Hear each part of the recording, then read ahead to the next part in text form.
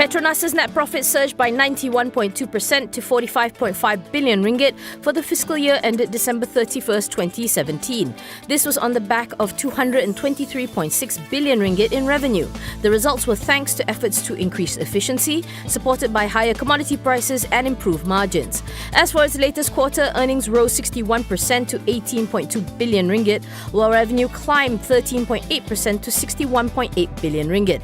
The oil and gas giant will pay 16 billion in dividends to the government. It is expecting its 2018 performance to be satisfactory, with oil prices at US 52 a barrel. A US Republican donor is said to have offered to help Jho Low get the Department of Justice to drop 1MDB-linked lawsuits. According to the Wall Street Journal, Elliot Broidy and his wife, Robin Rosenzweig, had asked for as much as $75 million. It cited emails from Broidy, said to be close to US President Donald Trump, and Rosenzweig. These emails reportedly include draft agreements about the possible terms of their business engagement. According to WSJ, it is not clear if the agreement was ever signed. Low has denied any wrongdoing in the 1MDB scandal.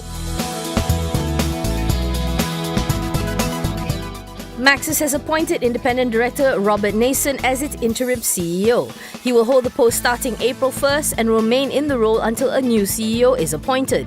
The 63-year-old Australian was previously the chairman and director of Foxtel Private Limited.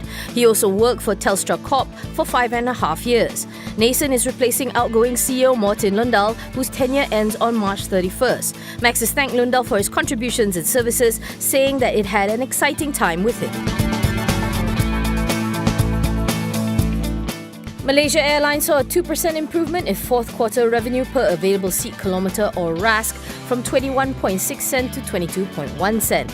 This is despite overcapacity for both international and domestic sectors.